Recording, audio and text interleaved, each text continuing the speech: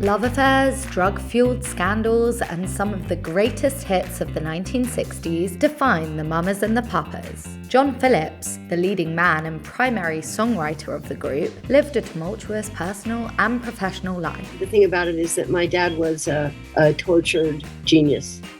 He left his first wife to marry Michelle Phillips, and their union led to the creation of the iconic band. However, behind the scenes, chaos ensued. John is having some emotional problems right now. Michelle, a believer in free love, engaged in numerous affairs after marrying John. And then, of course, it didn't help that Denny and I had an affair, and that kind of upset everybody. Most notably, she began an affair with Denny Doherty, the group's other male member, which caused tension within the band. The situation deeply affected everyone involved, particularly Mama Cass Elliot, who had unrequited feelings for Denny. I betrayed John, and I betrayed Cass, my best friend, and Denny betrayed his best friend, and he betrayed Cass, who was in love with him, and it was very messy. The strain eventually proved too much, and John and Michelle divorced in 1969.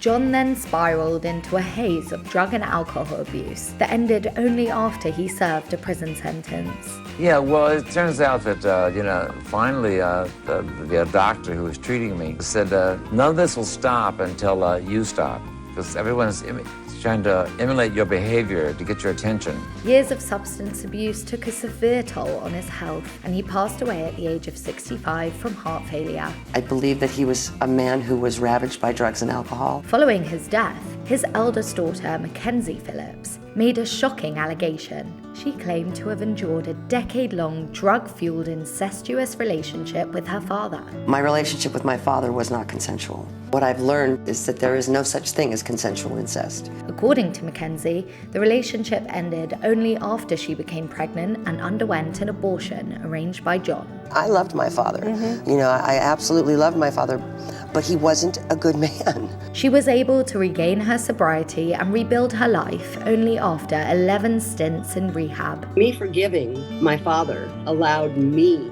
to have freedom. Though her accusations were met with skepticism, they cast a dark shadow over John's legacy. It was over, and it was too late to say anything about it. It seems to be the story of my life. That I don't realize how important things were to me until it's too late to make amends, really.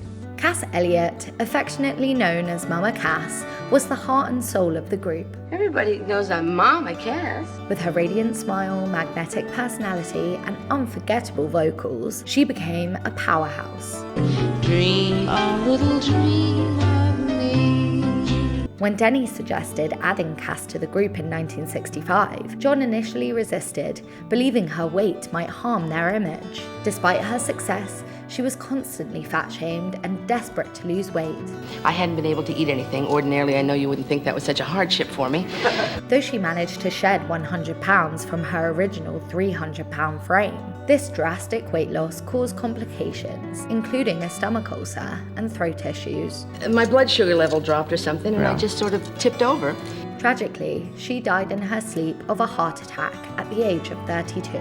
She died of her own weight. Her involuntary muscle system just stopped going, and she stopped breathing. Despite their complex legacy, the music of the Mamas and the Papas will remain unforgettable.